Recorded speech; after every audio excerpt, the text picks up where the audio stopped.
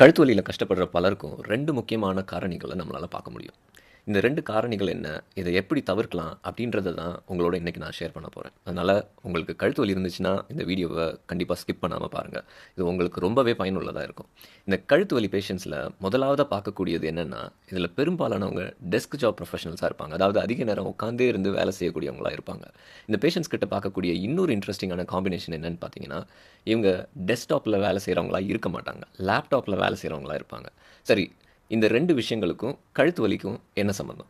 முதலாவது நம்ம நல்லா புரிஞ்சுக்க வேண்டிய ஒரு விஷயம், எப்ப நம்ம கழுத்துக்கு அசைவு குறையுதோ, அப்போ நம்ம கழுத்து தசைகள் இறுக ஆரம்பிக்கும். அசைவின்மை கழுத்து வலி மாதிரியான பிரச்சனைகளுக்கு காரணமாகிரும். அடுத்த விஷயத்த டிஸ்கஸ் பண்றதுக்கு முன்னாடி நான் உங்ககிட்ட ஒரு கேள்வி கேட்கிறேன். இந்த படங்கள பார்த்து பதில் சொல்லுங்க. அதாவது நம்ம உடல்ல உள்ள எல்லா ஜாயிண்ட்ஸுக்குமே நியூட்ரல் பொசிஷன்னு ஒண்ணு இருக்கு. கழுத்துக்கும் அதே மாதிரி நியூட்ரல் பொசிஷன் இருக்குங்க. சரி, இப்போ இந்த படத்த பாருங்க. இந்த படங்கள்ல எது சரியான நியூட்ரல் பொசிஷன்னு சொல்லுங்க. இது கழுத்துக்கான சரியான நியூட்ரல் பொசிஷனா? இந்த பொசிஷன் நியூட்ரல் பொசிஷனா? இல்ல இந்த பொசிஷன் நியூட்ரல் பொசிஷனா இருக்கிறதுக்கு வாய்ப்பு இருக்கா? இது எல்லாத்துக்குமே உங்களுடைய ஆன்சர் நோன்னு இருந்துச்சுன்னா, நீங்க சொன்னது சரியான பதில். சரி, இப்போ இத பாருங்க. உங்க காதும் தோள்பட்டையும் ஒரே அலைன்மெண்ட்ல இருக்கக்கூடிய இந்த பொசிஷனை பாருங்க. இதுதான் கழுத்தின் சரியான நியூட்ரல் பொசிஷன். இந்த பொசிஷன் தான் கழுத்துக்கு கம்மியான ஸ்ட்ரெஸ், மேக்ஸிமம் சேஃப்டியை தரக்கூடிய ஒரு பொசிஷன். ஆனால் அன்ஃபார்ச்சுனேட்லி லேப்டாப்பில் வேலை செய்கிறவங்க, மொபைல் ஃபோன் அதிகமாக யூஸ் பண்ணுறவங்களுடைய கழுத்து இந்த நியூட்ரல் பொசிஷனில் இருக்கிறது கிடையாது. இந்த மாதிரியான ஒரு அவுட் ஆஃப் நியூட்ரல் பொசிஷனில் தான் நிறைய நேரம் இருக்கும். அதாவது நீங்கள் கழுத்தை அசைக்கவே கூடாதுன்றது அதனுடைய பொருள் கிடையாது. கழுத்தை அசைக்கலாம், ஆனால் நீங்கள் நிறைய நேரம் இந்த நியூட்ரல் பொசிஷனில் இல்லாத ஒரு பொசிஷனில் கழுத்தை நீங்கள் வைக்கிறப்ப தான் உங்கள் கழுத்துக்கு நிறைய ஸ்ட்ரெஸ் வருதுன்றது தான் இதுலேருந்து நான் சொல்ல விரும்பக்கூடிய ஒரு பாயிண்ட். சரி, ஏன் இதனால் கழுத்து டேமேஜ் ஆகுது? நெக் நியூட்ரல் பொசிஷனில் இருக்கும்போது உங்கள் தலையின் எடை எவ்வளோ தெரியுமா? 4 to 5 kgs. ஆனால் கழுத்து முன்னாடி வளைய ஆரம்பிக்கும் போது அதனுடைய எடை அதிகப்படியாக உணரப்படும். 30 டிகிரி கழுத்து முன்னாடி பெண்ட் பண்ணிங்கன்னா அது 18 கிலோவாக உங்களுடைய கழுத்து தசைகள்லையும் உங்கள் ஜாயின்ஸ்லையும் உணரப்படும். அதுவே 45 டிகிரி ஆச்சுன்னா 22 கிலோவுக்கும் மேலே உங்களுடைய கழுத்து தசைகளில் உணரப்படும். அதாவது உங்கள் கழுத்து தினமும் 20 கிலோவுக்கு மேலான எடையை மணிக்கணக்காக தாங்கிக்கிட்டு இருக்குது, நீங்கள் நியூட்ரல் பொசிஷனில் வைக்காமல் பெண்ட் பொசிஷனில் வச்சிங்கன்னா. இங்கே 2 விஷயம் கம்பைன் ஆகுது. ஒன்று, எவ்வளவு டிகிரி பெண்ட் ஆகிருக்கு. ரெண்டாவது, எவ்வளவு நேரம் பெண்ட் ஆகியிருக்கு. இது ரெண்டும் சேரும்போது தான் நெக் மசில்ஸ் அண்ட் ஜாயின்ஸுக்கு அதால் தாங்க முடியாத ஒரு ஸ்ட்ரெஸ் க்ரியேட் ஆகுதுங்க.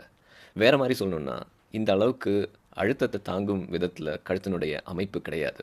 சரி, இதுக்கு தீர்வு என்ன? நான் என்னோடய பேஷண்ட்ஸுக்கு 3 சிம்பிளான ரூல்ஸை சொல்லுவேங்க.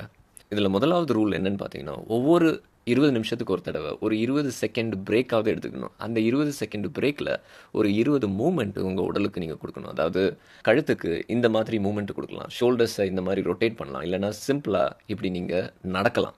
மூமெண்ட்ஸ் எதுவானாலும் ஓகே தான், ஆனால் பாடிக்கு கண்டிப்பாக மூமெண்ட் கொடுத்தே தீரணும். ஏன்னா உங்கள் உடல் மூமெண்ட்ஸுக்காக உருவாக்கப்பட்டது. சரி, இதில் 2வது ரூல் என்னென்னு பார்த்தீங்கன்னா, நெக்கை நியூட்ரல் பொசிஷனில் வைக்கணும்.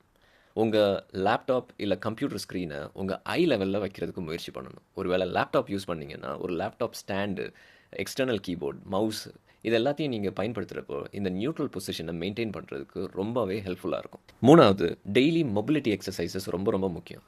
யாரெல்லாம் உட்காந்தே இருந்து வேலை செய்கிறோமோ நம்ம எல்லாருக்குமே இந்த டெய்லி மொபிலிட்டி எக்ஸசைஸ்ன்றது மிக மிக முக்கியமான ஒரு விஷயம். ஒரு 30 நிமிஷத்துலேருந்து 40 நிமிஷம் கம்பல்சரி இந்த ஹோல் பாடி மொபிலிட்டி எக்ஸசைஸ்ன்றதை நம்ம கண்டிப்பாக செஞ்சுருக்கணும். கழுத்துக்கான எக்ஸசைஸ் மட்டும் பத்தாது.